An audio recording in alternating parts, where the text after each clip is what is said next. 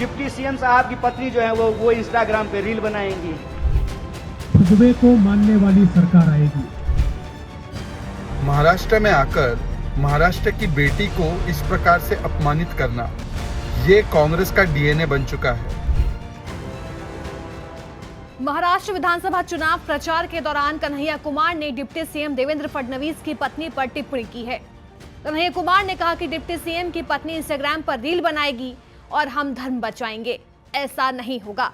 कन्हैया कुमार के इस बयान पर तीखा विवाद शुरू हो गया है और भाजपा ने हमला बोला। पहले कन्हैया कुमार की टिप्पणी सुन लीजिए। अभी कुछ दिन पहले मैं भाषण सुन रहा था डिप्टी सीएम साहब का। डिप्टी सीएम साहब ने कहा कि यह धर्म युद्ध है। ठीक बात है, लोकतंत्र को बचाना भी इस देश का नागरिक होने के चलते हमारा धर्म है। जिस लोकतंत्र के चलते, जिस संविधान के चलते आज मैं यहां खड़ा होकर के भाषण दे रहा हूं, उसकी रक्षा करना हमारा धर्म है।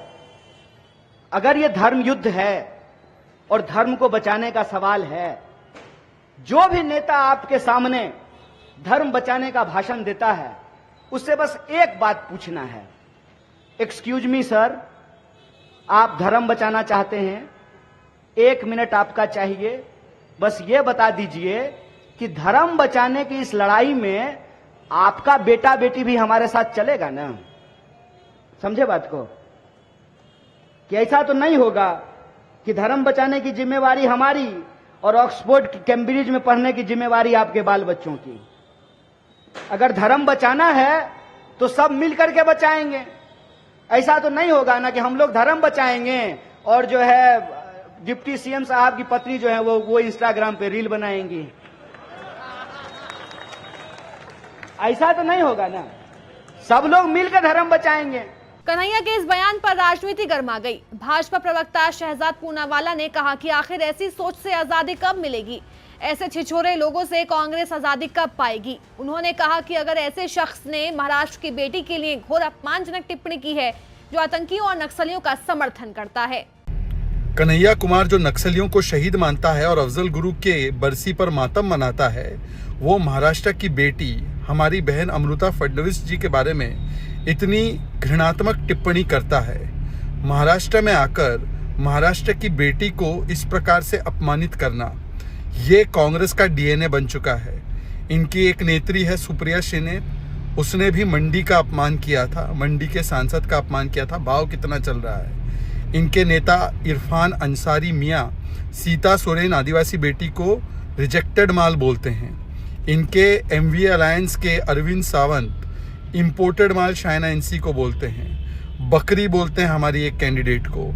और इनके यहाँ पर सिमी रोजबेल जॉन, शारदा राठौड़, प्रियंका चतुर्वेदी, अंकिता दत्ता, राधिका खेड़ा के साथ क्या क्या हुआ ये हम जानते हैं। प्रियंका वाड्रा लड़की हूँ लड़ सकती हूँ के बड़े नारे देती हैं। ये आज़ादी आज़ादी का भी नारा लगाता है ये कन्हैया कुमार। ये सेक्सिज्म और मिसोजिनी से आज़ादी कब मिलेगी, ये पेट्रियार्की से आज़ादी कब मिलेगी? और ये लड़की हूँ लड़ सकती हूँ कहने वाली प्रियंका जी बताओ कि ये ऐसे कांग्रेस के छिछोरे लड़कों से आज़ादी कब मिलेगी? ये छिछोरा कन्हैया कुमार महाराष्ट्र में आकर महाराष्ट्र की बेटी का अपमान करता है, मराठी लोगों का अपमान करता है। इस कन्हैया कुमार को महाराष्ट्र की जनता सबक सिखाएगी।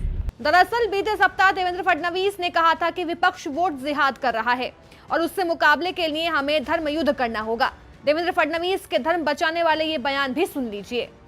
पिछले चुनाव में वोट जिहाद देखा, एक प्रकार से उनके सारे धर्मस्थलों के ऊपर बैनर लगे, पोस्टर लगे, कस्में दिलाई गई और लोगों को वोटिंग के लिए बाध्य किया गया और कहा बस एक ही चीज करनी है, मोदी जी को हराना है, यह कहकर एक वोट जिहाद किया गया।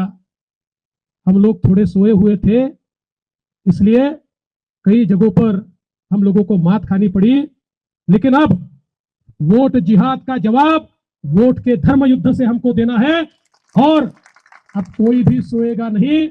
अब सबको मतदान के लिए जाना है, सबको वोट करना है और मेरा विश्वास है कि आप सब लोगों का आशीर्वाद और पूज्य गुरुदेव का आशीर्वाद मिलेगा तो फिर एक बार इस महाराष्ट्र में भगवे को मानने वाली सरकार आएगी।